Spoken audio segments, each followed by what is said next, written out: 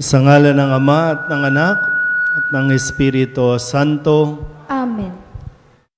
ang pagpapala ng ating Panginoong Hesukristo, ang pag-ibig ng Diyos Ama, at ang pakikipagkaisa ng Espiritu Santo naway sumainyong lahat. At sumaiyo rin. Tayo po ay nasa ikatlong linggo ng Pasko, ng pagdiriwang ng Pasko ng muling pagkabuhay.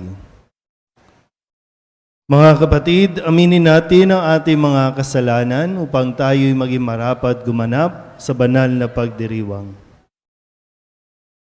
Inaamin ko sa makapangyarihang Diyos at sa inyo mga kapatid, na lubha akong nagkasala sa isip, sa salita at sa gawa, at sa aking pagkukulang.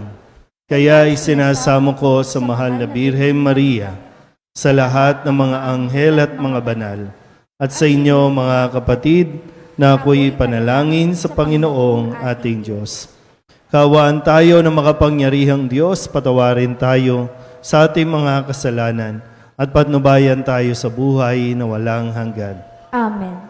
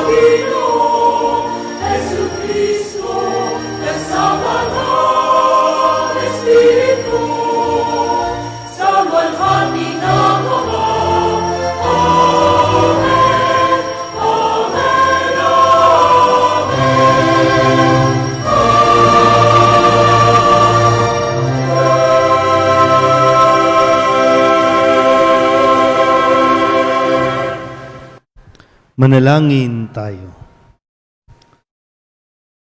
Ama naming makapangyarihan, lagi nawang magalak ang iyong sambayanan sa pagkakaroon ng bagong kalooban upang sa kadakilaang dulot ng pag-anib sa iyong angkan, ang araw ng pagkabuhay ay maging pag-asa sa pagdiriwang sa pamamagitan ni Jesucristo kasama ng Espiritu Santo magpasawalang hanggan. Amen. Magsiupo po ang lahat.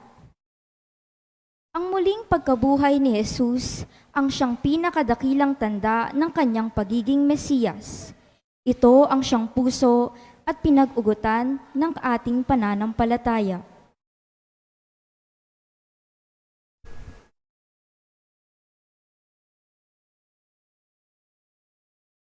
Pagbasa mula sa mga gawa ng mga apostol.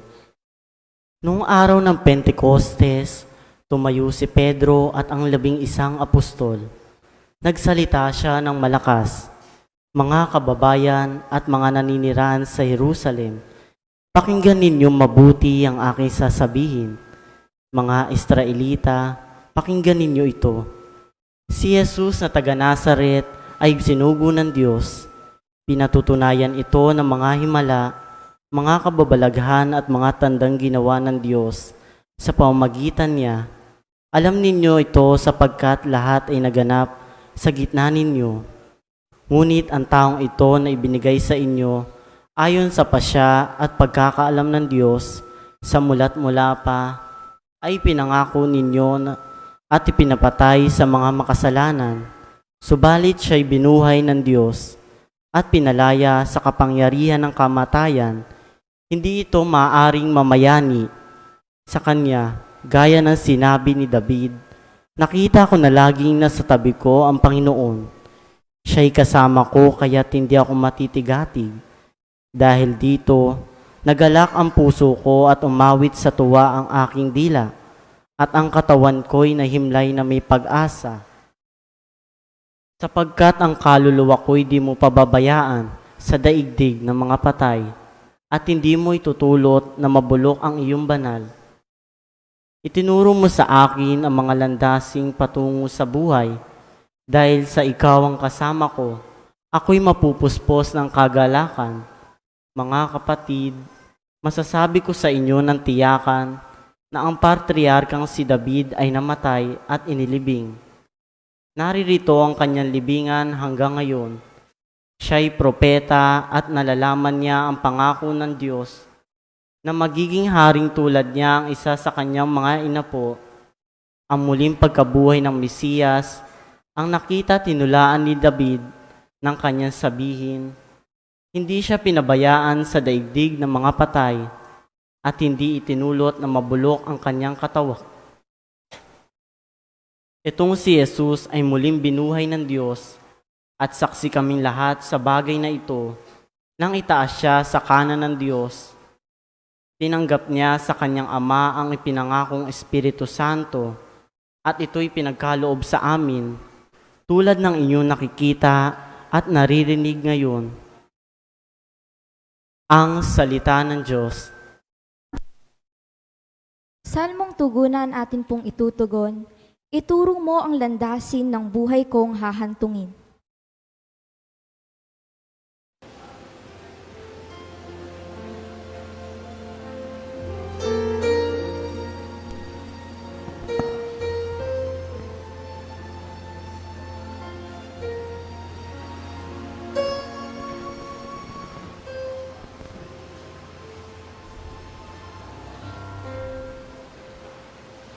Ituro mo ang landasin ng buhay ko, hahantungin.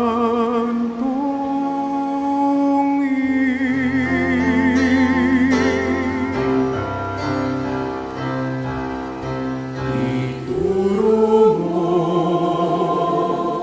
ang landasin ng buhay ko, hahantungin.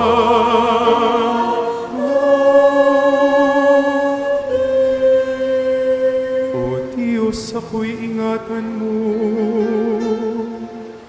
ingatan ang iyong lingkod. Ang hangad ko ay maligtas, kaya sa'yo dumudulog. Ika'y aking Panginoon, ang wika ko sa aking Diyos. Kabutihang tinanggap ko ay ikaw ay nagkaloob. Ikaw lamang, O puon ko, ang lahat sa aking buhay. Ako'y iyong tinutugon sa lahat kong kailangan. Ituro mo ang landasin ng buhay ko.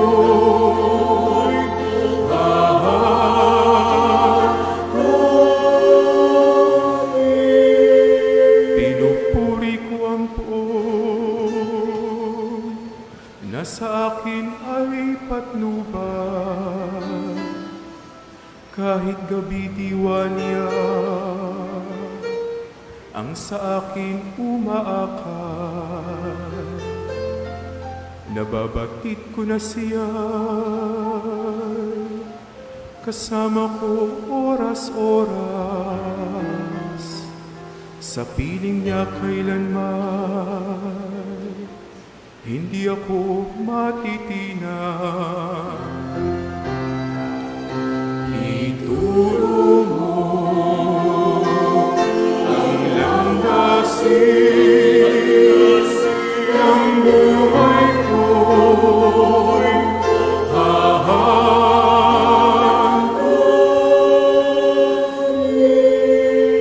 Kaya't ako'y nagdiriwang, ang diwa ko'y nagagala. Ang lagi kong nadarama, hindi ako matitinag. Pagkat di mo tutulutan, ang mahal mo ay malaga. Sa balon ng mga patay, upang doon ay maagnas. Ituro mo ang landasin ng buhay ko.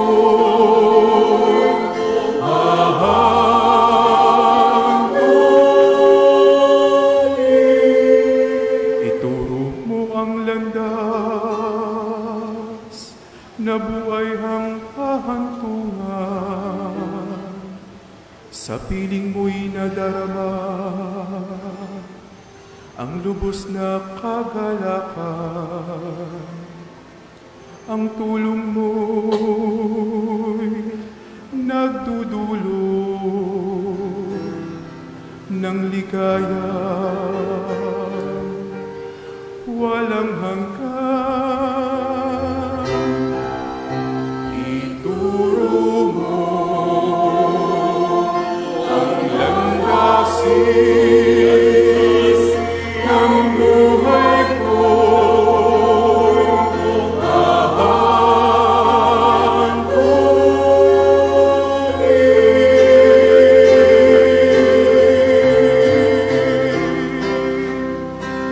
Ituro mo ang landasin ng buhay ko.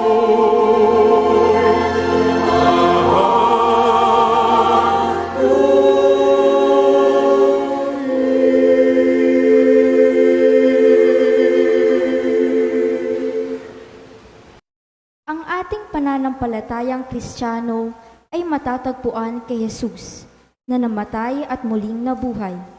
Sapagkat may malakas tayong patotoo, wala tayong dahilan upang panghinaan ng loob. Pagbasa mula sa unang sulat ni Apostol San Pedro. Mga pinakamamahal ko, walang itinatanggi ang Diyos, pinahahalagan niya ang bawat isa ayon sa mga ginawa nito. At yamang tiyatawag niyo siyang Ama, igalang niyo siya habang kayo'y nabubuhay. Alam ninyo kung ano ang itinubos sa inyo sa walang kabuluhang pamumuhay na inyong minana sa inyong mga magulang. Ang itinubos sa inyo'y di mga bagay na nasisira o nauubos. paris ng ginto o pilak, kundi ang buhay ni Kristong inihain sa krus. Siya ang korderong walang batik at kapintasan. Itinalaga niya ang Diyos at ginawa ito palikha daigdig. At alang-alang sa inyo, ipinahayag niya bago sumapit ang katapusan ng panahon. Dahil sa Kanya, nanalig kayo sa Diyos na sa Kanya'y muling bumuhay at magparangal. Ano pat ang inyong pananampalataya at pag-asa ay nasa Diyos. Ang salita ng Diyos. Salamat sa Diyos. Magsitayo po ang lahat.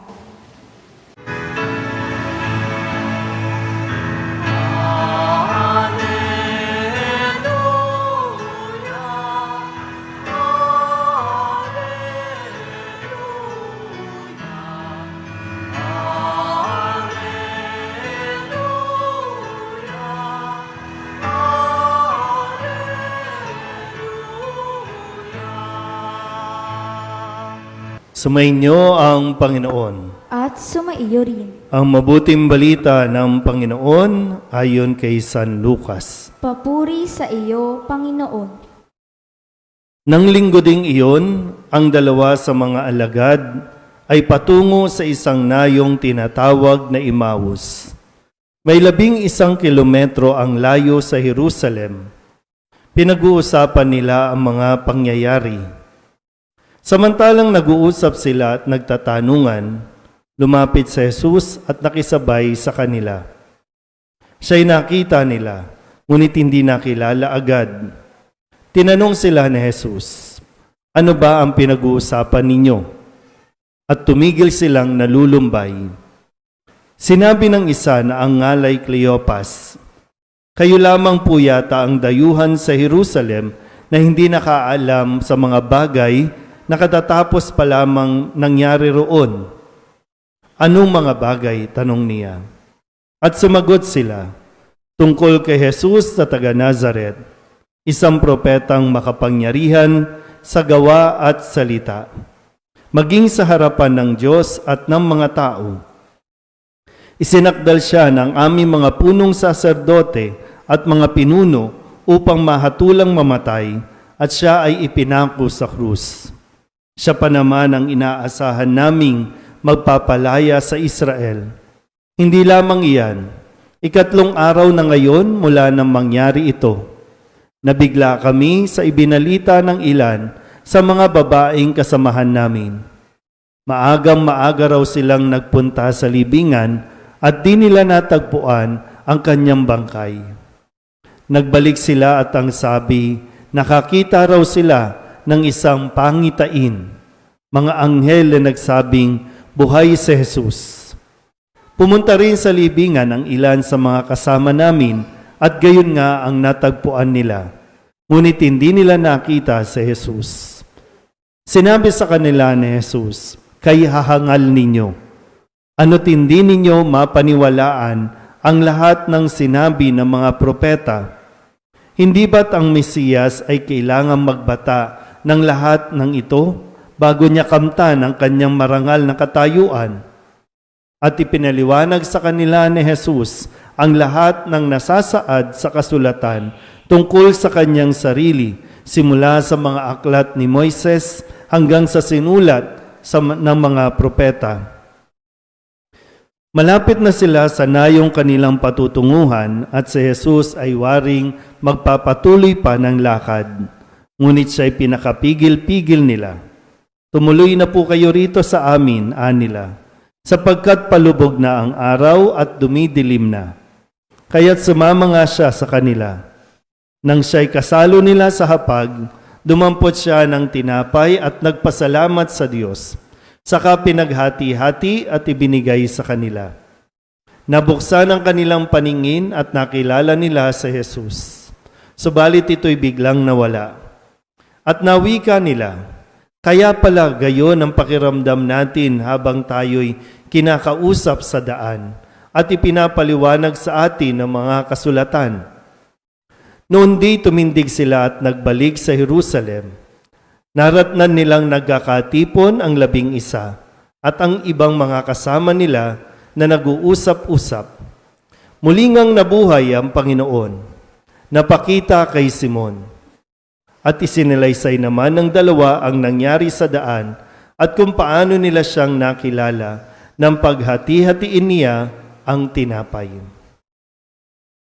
Ang mabuting balita ng Panginoon. Pinupuri ka namin, Panginoong Heso Kristo. Magsiupo po ang lahat. Isang magandang araw po sa inyong lahat.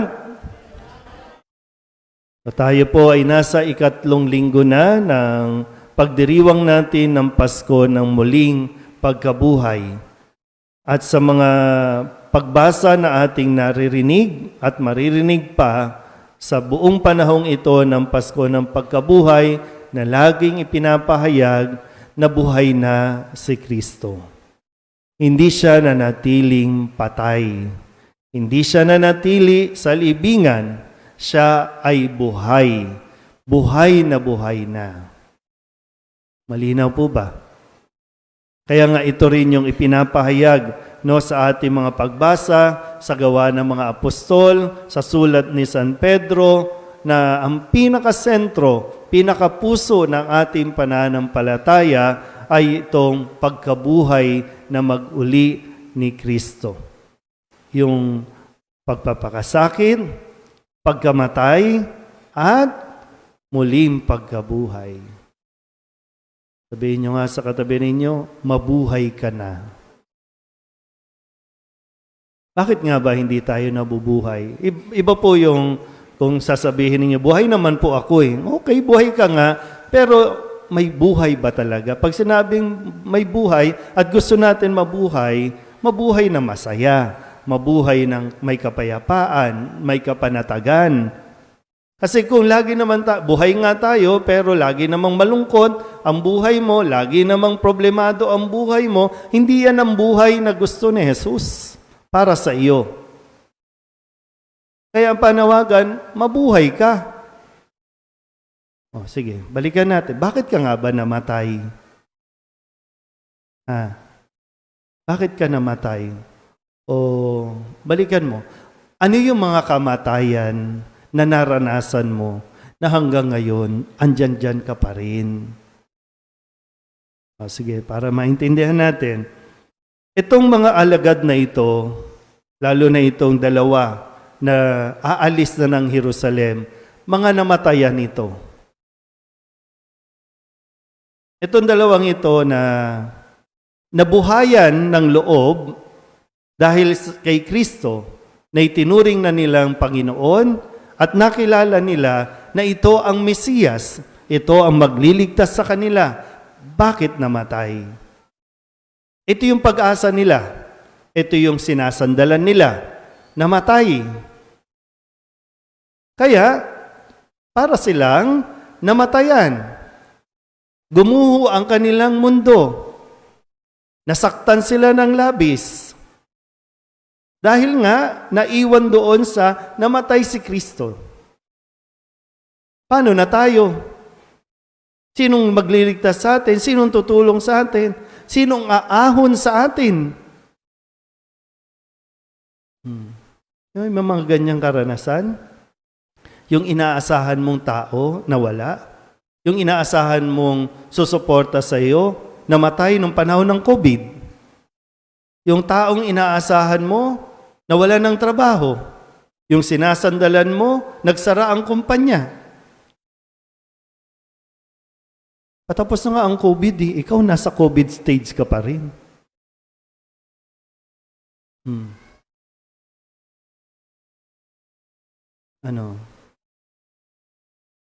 Sige, ganun na lang tayo. Wala hindi dyan, no?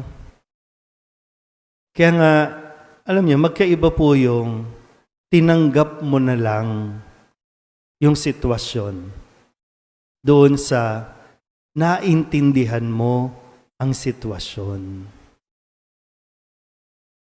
Yung mga alagad, tinanggap na nila, wala na si Kristo, pero hindi pa nila naiintindihan at nauunawaan bakit kailangan mangyari yon. Kaya para sa kanila, imposibleng mabuhay si Kristo.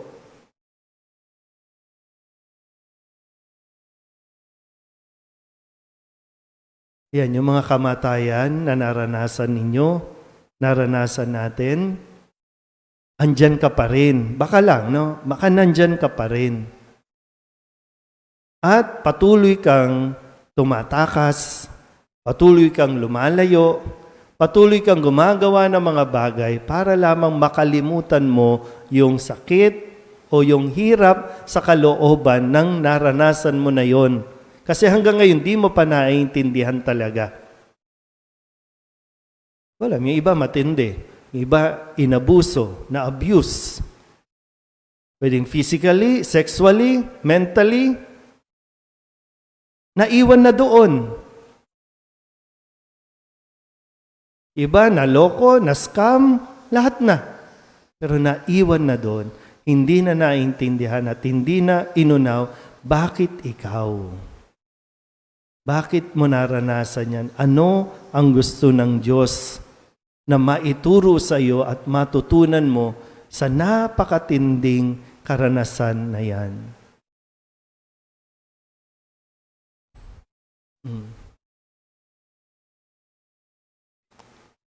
Ano? Pinatatagal mo lang. Buti pa yung dalawa. Eh, alam mo, importante yung openness. No? Minsan, itong proseso na ginawa ni Jesus, na tinanong niya yung dalawang alagad, ano bang nangyari? Ano ba yung mga bagay na nangyari? Alam mo, hindi sa hindi alam ni Jesus. Pero malaking bagay kasi yung na ilalabas mo, na ikikwento mo. Tanungin niyo yung katabi ninyo, may problema ka ba?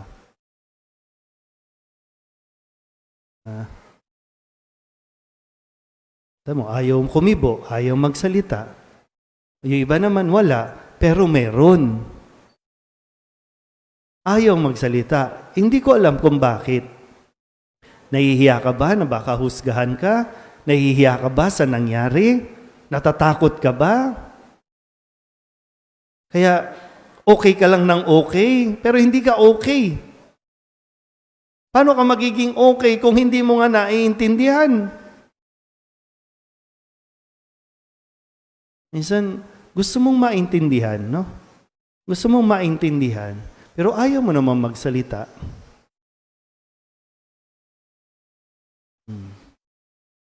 Tapos gagamitin mo na naman, minsan unfair naman kay unfair naman kay depression, kay anxiety, na laging sa kanila yung baling, hindi may anxiety ako. Kasalanan ni anxiety? Kasalanan ni depression? Ayaw mong ilabas, ayaw mong ikwento. Minsan nga, kahit kayo na lang mismo, mag-asawa, ayaw nyo nang maging totoo sa nararamdaman. Pag may problema yung isa, pag uwi, pag tinanong, may problema, wala. Kung ano may problema na naranasan sa opisina, minsan ayaw naman pakinggan. Sa trabaho, kaya kinikim-kim na lang. Sinong kakausapin? Si San Miguel. Si Alfonso. Sino pa ba ang santo? Ha? Sino pa ba? Yun na lang kakausapin. Pero nakatulong ba? Kasi ito nga, tinutulungan sila ni Jesus. Hindi lang basta tanggapin, kundi maintindihan. At minsan may mga bagay na hindi natin naiintindihan, pero kung meron tayong nakakausap, na unti-unti maproproseso din yung nararamdaman natin, mas nagiging malinaw at maliwanag sa kaisipan natin, okay. Ngayon, naiintindihan ko na. Hindi mo lang basta tinanggap, kundi naiintindihan mo na. Kung sakali, umabot tayo sa punto na naintindihan natin, balikan mo na. Balikan mo na yon. Kasi ito yung ginawa ng mga alagad. Malik na sila, at yun na talaga yung bagong buhay nila. Mula doon sa karanasan ng kamatayan, bagong buhay na itong kanilang kaharapin. bagong misyon na dapat nilang tanggapin, na dapat nilang ipagpatuloy. So kayo po, no? Sabihin nyo nga ulit sa katabi ninyo, tumatanda ka na. Pero yung issue nyo, yung issue pa lang ng mga kabataang ito, nandoon ka pa, no? Pero tumatanda na tayo, ha? Tumatanda na. Kailangan mo nang harapin yan. Kanina nabanggit ko doon sa misa ko sa chapel, no? Sabi ko, ang mga magulang gusto nyong maintindihan kayo ng mga anak ninyo, no? Kung bakit kayo ganyan, no? Bakit ka mahigpit? Bakit kung yung lahat na ng disiplina? Pero hindi nyo naman kinikwento kasi kung bakit.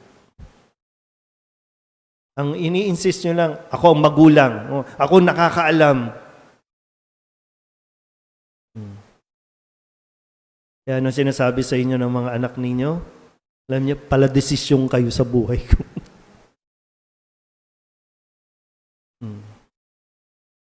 Hindi mo rin naman talaga naiintindihan. Pero, tanging kay Jesus natin ito matatagpuan.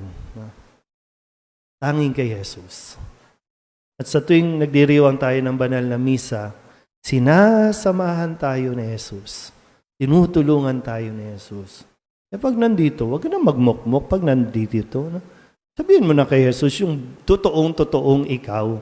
Ano ba nararamdaman mo? Sabihin mo na. Hindi yung pumasok ka ditong nakasimangot, paglabas mo nakasimangot ka pa rin. Hindi ka nabuhay. Buti pa itong lumilipad na ito, buhay pa. Diba? Mamamatay yan, pero bukas bagong lamok naman. Pero nasa sa iyo po, no? Lagi naman pong binibigyan tayo ng pagkakataon para mabuhay ulit. Huwag mong hayaang mabuhay sa kamatayan o sa kadiliman. Mabuhay tayo. Amen?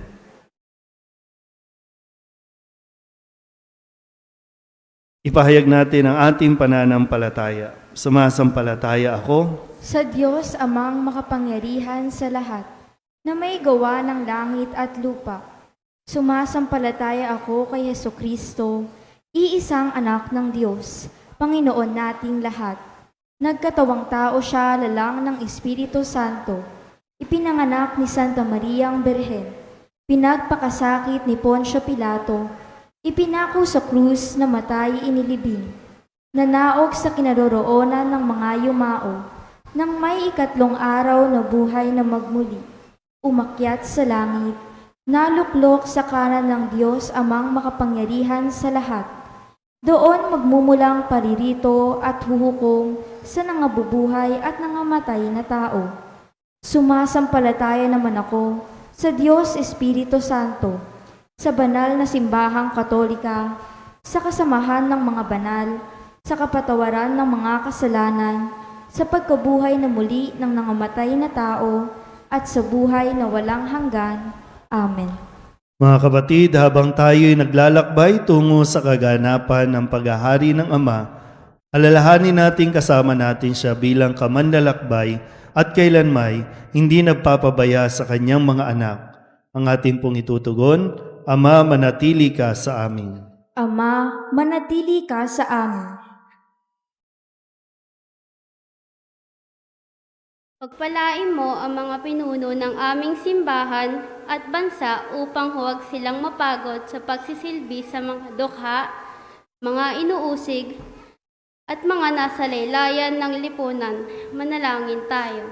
Ama, manatili ka sa amin. Gabayan mo ang mga nahaharap sa mga krisis sa buhay at mga nagbibigatan dulot ng pagdududa at pagkatakot. Manalangin tayo. Ama, manatili ka sa amin.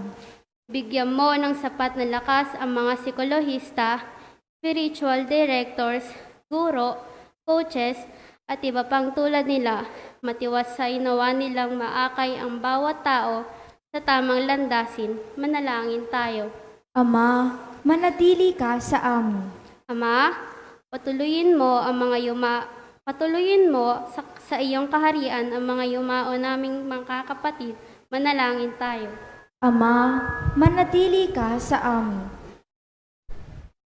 Idulog din natin sa Panginoon ang ating mga personal na kahilingan at mga panalangin para sa ating mga pamilya. Kasama ang lahat ng mga kahilingan ng mga nanonood sa online. Lahat ng mga misang pasasalamat, natatanging kahilingan para sa agarang paggaling, ang mga kaluluwa na hinihiling na ipagdasal sa misang ito.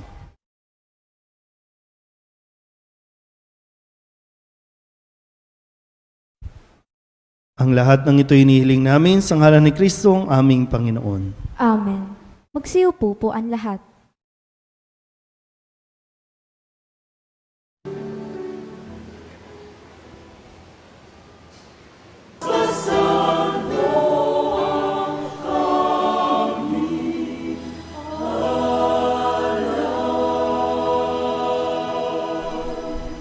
Manalangin kayo mga kapatid upang paghahain natin ay kalugdan ng Diyos sa mga makapangyarihan. Tanggapin nawa ng Panginoon itong mga paghahain sa iyong mga kamay, sa kapurihan niya at karangalan sa ating kapakinabangan at sa buong sambayanan niyang banal. Ama naming lumikha, tanggapin mo ang mga alay ng iyong sambayanang natutuwa, ang pagkabuhay ng iyong anak na niloob mong aming ikatuwa ngayon ay papagbungahin mo ng galak na mananatili sa amin habang panahon. Sa pamamagitan niya kasama ng Espiritu Santo magpasawalang hanggan. Amen. Sumainyo ang Panginoon. At sumaiyo rin. Itaas sa Diyos ang inyong puso at diwa. Itinaas na namin sa Panginoon. Pasalamatan natin ang Panginoong ating Diyos. Marapat na siya'y pasalamatan. Ama naming makapangyarihan, tunay ngang marapat na ikaw ay aming pasalamatan. Ngayong ipinagdiriwang ang paghahain ng Mesiyas, ang maamong tupa na tumubos sa aming lahat, naghahaing walang humpay ang anak mong minamahal upang magkasalo-salo ang tanan sa piging ng iyong buhay. Hindi na mamamatay ang inihain sa krus, ang sa krus ipinakoy buhay lagi bilang handog. Kaya kaysa ng mga anghel ang sisiawit ng papuri sa iyo, nang walang humpay sa kalangitan, kami nagbubunyi sa iyong kadakilaan.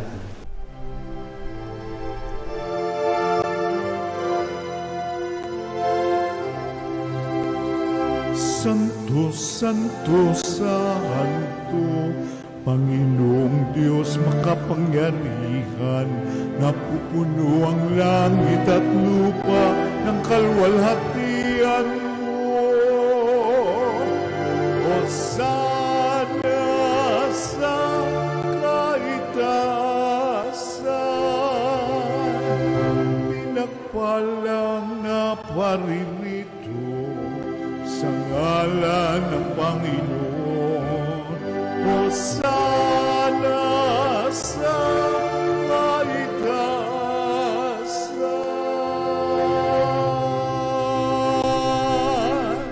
Ama naming banal, ikaw ang bukal ng tanang kabanalan. Kaya't sa pamamagitan ng iyong Espiritu, gawin mong banal ang kaloob na ito upang para sa aming maging katawan at dugo ng aming Panginoong Hesukristo. Bago niya pinagtiis ang kusang loob na maging handog, inawakan niya ang tinapay, inasalamatan kaniya, pinaghati-hati niya iyon, iniabot sa kanyang mga alagad at sinabi, "Tanggapin ninyong lahat ito at kanin, ito ang aking katawan na ihahandog para sa inyo."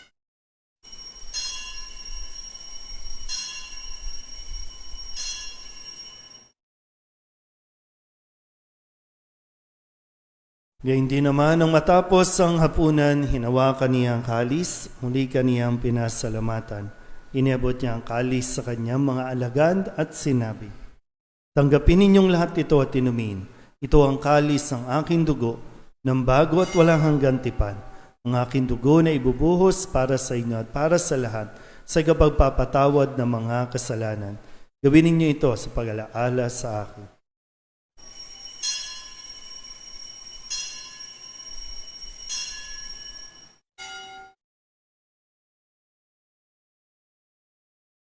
Ipagbunyi natin ang misteryo ng pananampalataya.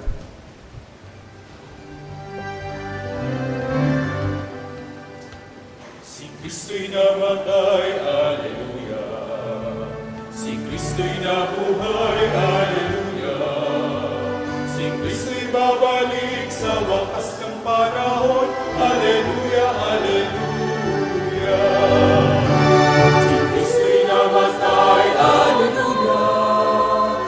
Si Kristo'y nabuhay, Hallelujah. Si Kristo'y babalik sa wakas ng panahon, Hallelujah,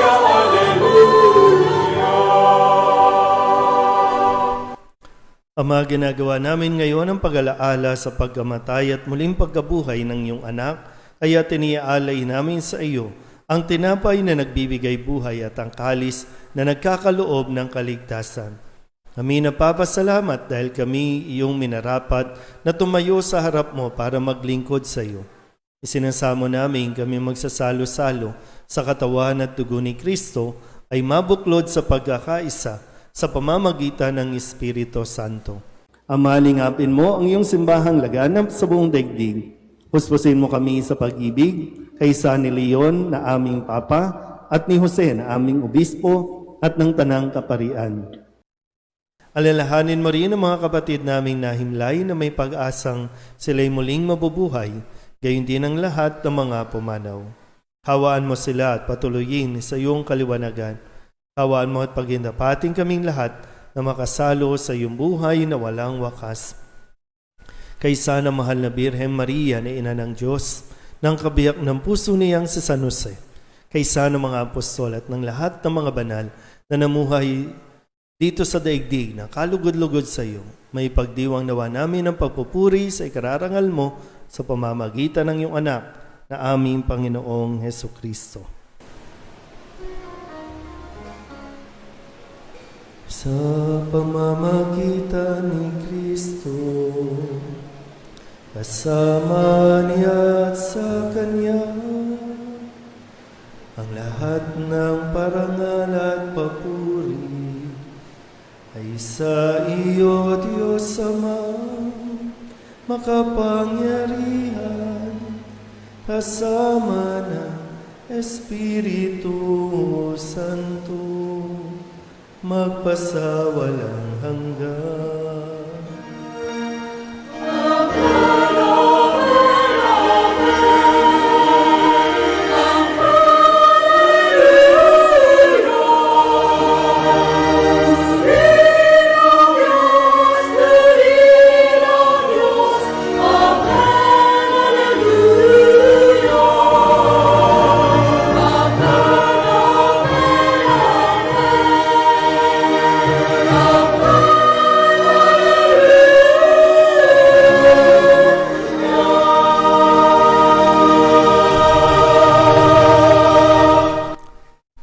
Sa tagubilin ng mga nakagagaling na utos sa turo ni Jesus sa Panginoon natin na Diyos, pahayag natin ng lakas loob.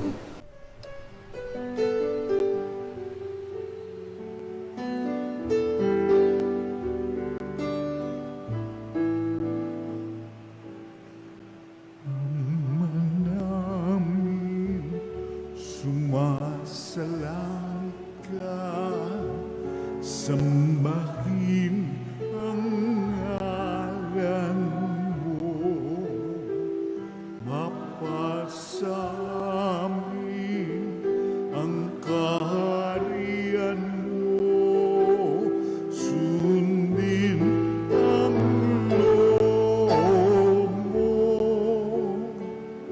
dito sa lupa para ng sa langit.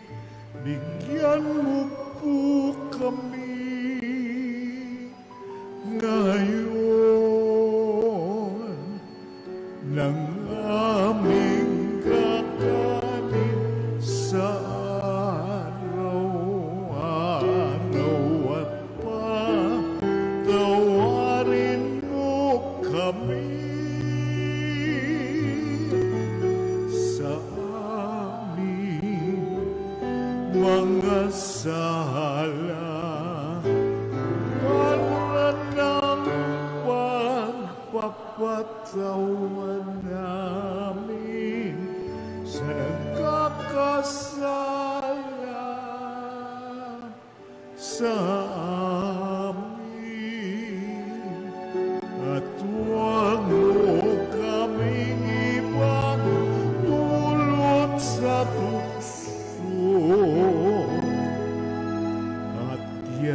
mo kami sa lahat ng masama.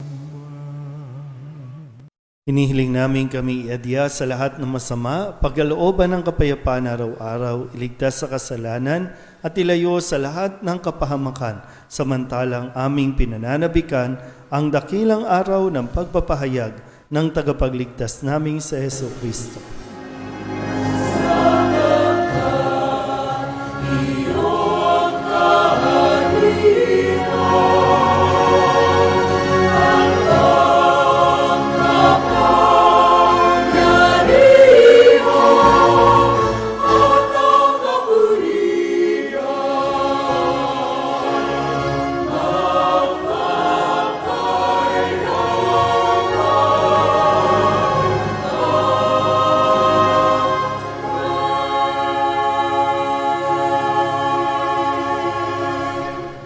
Panginoong Heso Kristo, sinabi mo sa iyong mga apostol, kapayapaan ang iniiwan ko sa inyo, ang aking kapayapaan ang binibigay ko sa inyo.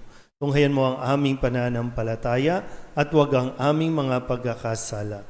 Pagkalooban mo kami ng kapayapaan at pagkakaisa ayon sa iyong kalooban, kasama ng Espiritu Santo, magpasawalang hanggan. Amen. Ang kapayapaan ng Panginoon ay laging sumainyo. At sumaiyo rin. Magbigayan po tayo ng kapayapaan sa isa't isa.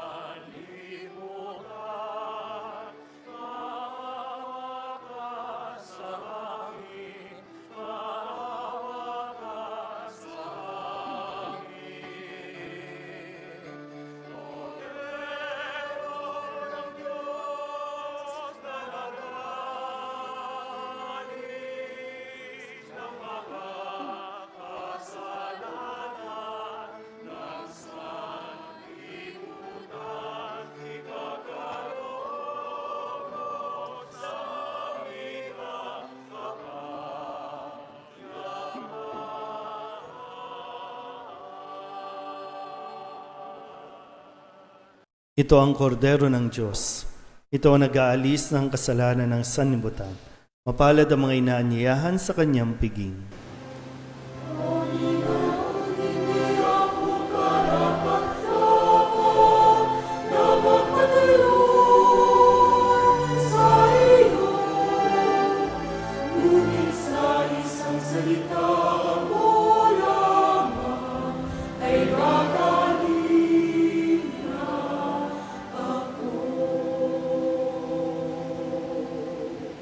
Katawan ni Kristo. Amen.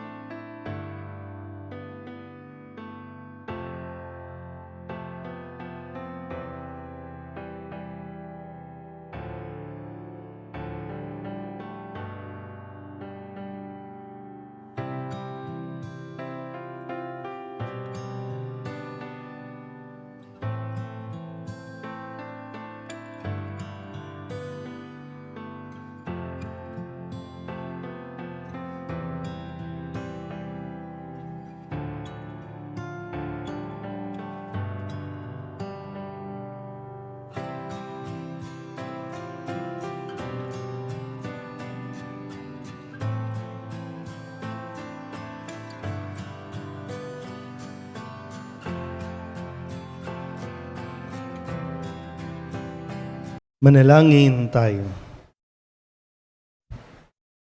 Ama naming mapagmahal, tunghayan mo at lingapin ang iyong sambayanan na minarapat mong makinabang sa piging na pang magpakailanman.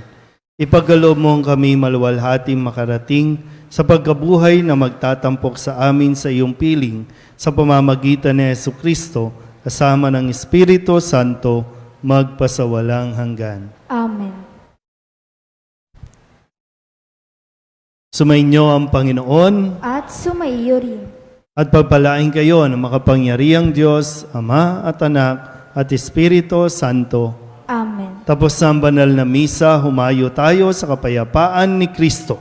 Salamat sa Diyos.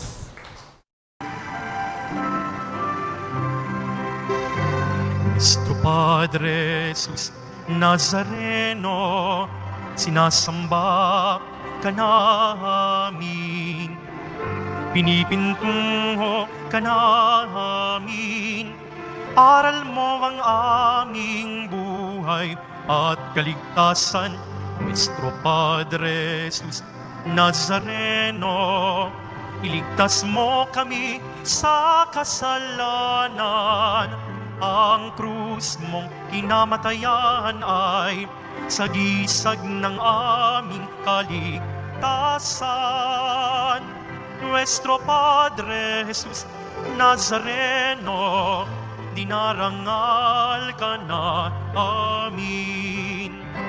Nuestro Padre Jesus Nazareno, nilulwalhati ka namin.